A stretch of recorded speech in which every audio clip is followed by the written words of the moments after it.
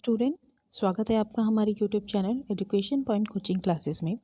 बच्चों, आज के इस वीडियो में हम करने वाले हैं वर्कशीट नंबर 76 जो कि है 10th क्लास के सामाजिक विज्ञान की भूगोल किताब का।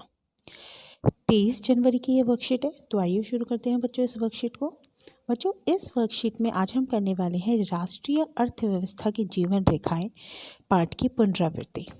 इससे पहले जो मैंने आपको 75 वर्कशीट कराई थी उसमें हमने सेम यही चैप्टर किया था, पर वहाँ पे हमने 1 मार्क के टोटल 10 क्वेश्चंस किए थे। आज के इस वर्कशीट में हम करेंगे 3 और 5 मार्क्स के टोटल 5 क्वेश्चंस प्लस एक स्रोत आधारित प्रश्न जो कि होगा 4 नंबर का।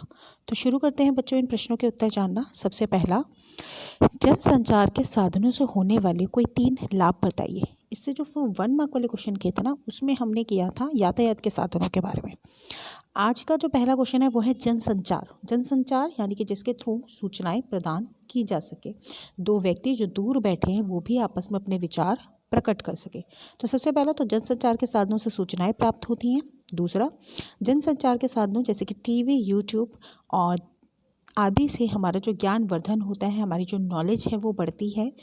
जैसे कि अगर आप लोग ही जो वीडियोस देख रहे हैं, हमारी वीडियोस देख रहे हैं, इससे आपको शिक्षा प्राप्त हो रही है, ये बहुत बड़ी बात है। वहीं जनसंचार के साधन शिक्षा में भी महत्वपूर्ण भूमिका निभाते हैं, तो ये साधन हमारा मनोरंजन भी करते हैं। Now next question number 2, pipeline परिवहन के लाभ बताने हैं।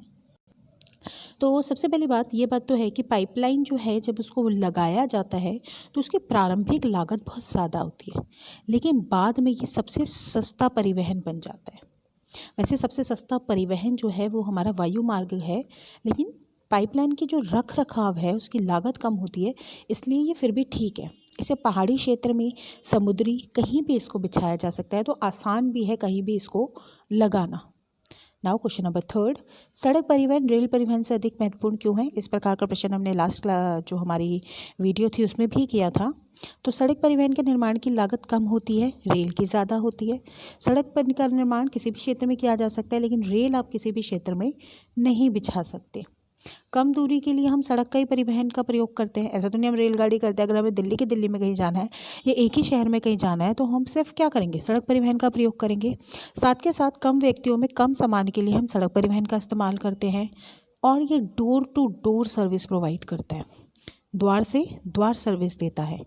यानी कि आप घर से बाहर निकले नहीं कि सड़क परिवहन शुरू हो जाता है। वहीं इसका प्रयोग करके हम बाकी यातायात के साधनों का प्रयोग कर सकते हैं। अगर आपको कोई भी मोड ऑफ ट्रांसपोर्ट लेना है तो पहले आपको सड़क परिवहन का ही प्रयोग करना पड़ेगा। नाउ क्वेश्चन नंबर 4, एक देश के अंतर्राष्ट्रीय व्यापार की प्रगति उसके आर्थिक वैभव के सूचक है। कैसे? आपको इसी वाक्य को व्याख्या करनी है। यहाँ पे आपको हाँ या ना नहीं बोलना बेटा, सीधा बोला कथन की व्याख्या करो, मतलब आपको इसको एक्सप्लेन करना है। तो अंतर्राष्ट्रीय व्यापार से क्या होता है, सबसे बड़ी बात विदेशी मुद्रा प्राप्त होती है, तो वो आपका विदेशी व्यापार में ही सहायता होता है। दूसरा, सांस्कृतिक विकास होता है, संसाधन का ठीक से प्रबंध होता है, बाजार का विस्तार होता है कि भाई दूसरे देश के लोग आके भारत में इन्वेस्ट कर रहे हैं या हमारे लोग जाके बाहर जा रहे हैं, तो विस्तार ही तो हो रहा है मार्केट का। प्लस अंतर्राष्ट्रीय देशों के मध्य जो है वो संबंध अच्छे होते हैं, 2 देश आपस में जो उनके संबंध हैं वो स्ट्रांग होते हैं। क्वेश्चन नंबर 5, पर्यटन एक उद्योग या व्यापार के रूप में अर्थव्यवस्था के विकास में किस प्रकार सहायक है। देखो, पर्यटन की भी सबसे बड़ी अच्छी बात जो लगती है वो है विदेशी मुद्रा प्राप्त होती है। विदेश से लोग आते हैं घूमने, वो अपनी मुद्रा का प्रयोग करते हैं, जिससे कि भंडारण जो होते हैं, विदेशी मुद्रा भंडारण है वो बढ़ते हैं। इसके अलावा लाखों लोगों को रोज़गार मिलता है। आप किसी भी पर्यटन स्थान पे चले जाइए, जैसे कि ताजमहल है या हमारा इंडिया गेट है, यहाँ आप देखिए कितने छोटे छोटे लोग काम कर रहे होते हैं, छोटा छोटी चीज़ लेके बेच रहे होते हैं। तो आप ये देखिए कितने लोगों को रोज़गार मिला हुआ है पर्यटन से, ये बहुत बड़ी बात है। अगर ये ना होते तो शायद लाखों लोग बेरोज़गार होते। स्थानीय विकास होता है, जहाँ पे वो चीज़ बनी होती है वो आसपास का स्थान डेवलप होता है। छोटे उद्योगों का विकास होता है। अगेन देशों के बीच में होता है वो जो संबंध है वो अच्छे होते हैं। वहीं सांस्कृतिक विकास होता है, एक देश की संस्कृति दूसरे देश तक पहुंचती है। बच्चों, हमारा नेक्स्ट क्वेश्चन है श्रोताधारित प्रश्न। पैराग्राफ आप पढ़ लीजिए। लीजिएगा, उसी में से मैंने आंसर छाटे हैं, पैराग्राफ में से ही आंसर निकाले हुए हैं। जैसे कि सबसे पहला पैराग्राफ का जो क्वेश्चन है, सड़क घनत्व से आप क्या समझते हैं। तो एक छोटी सी डेफिनेशन देनी है।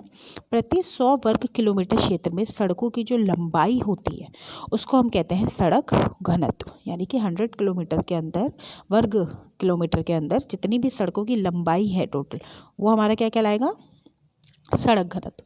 क्वेश्चन नंबर 2, जम्मू कश्मीर का सड़क घनत्व कम क्यों है। जम्मू कश्मीर एक पर्वतीय क्षेत्र है और यहाँ सड़क बनाना इतना आसान नहीं है, पर्वतीय पर्वत है। यही कारण है कि यहाँ की जो सड़कें हैं यहाँ कम पाई जाती हैं और जनसंख्या भी बहुत कम है, ये भी एक रीज़न है। वरना चलो ठीक है, जनसंख्या ज़्यादा होती तो कोशिश भी की जाती, पर जनसंख्या कम है और पॉसिबल भी नहीं है, तो इसलिए यहाँ पे जो है सड़क का घनत्व कम है। क्वेश्चन नंबर 3, भारत में सड़क परिवहन के सामने उपस्थित चुनौतियां क्या हैं। सबसे पहला, यातायात के अनुसार सड़कों का जो चाल है वो अपर्याप्त है। यातायात के साधन बहुत है, सड़क कम है। देश की लगभग आधी सड़क पर कच्ची है। शहर सड़कों का तंग जाल बन चुकी है, छोटी छोटी गलियां हैं, वो बहुत प्रॉब्लम क्रिएट करती है। और जो पुल बने हुए हैं वो अभी भी पुराने हैं, जिनको परिवर्तन करने की ज़रूरत है। भारत में सड़कों की व्यवस्था में सुधार कैसे किया जाता है, चौथा प्रश्न। तो सबसे पहले तो ये किया जा सकता है जो कच्ची सड़कों को पक्की कर दिया जाए, राजमार्गों का और विकास किया जाए ताकि जो राज्यों के बीच की जो दूरी है वो कम हो, और पुराने पुल हैं उनको नए कर दिए जाएं। तो बहुत सी ऐसी चीज़ें हैं जो हम इसके अंदर कर सकते हैं। बच्चों, आज की वीडियो अच्छी थी, प्रश्न बहुत अच्छे थे। और एक एडवाइस जो मैं आज आपको बताना चाहूँगी कि जब भी आप प्रश्नों के उत्तर लिखते हैं एसएसटी में, कोशिश करिए कि अपने आंसर पॉइंट्स में ही लिखें, प्लस हर एक पॉइंट को हेडिंग देने की कोशिश करें। So write your answer in points with the help of heading. तो बच्चों, मिलते हैं अब हम नेक्स्ट वीडियो में, तब तक पढ़ाई जारी रखिए। Thank you so much.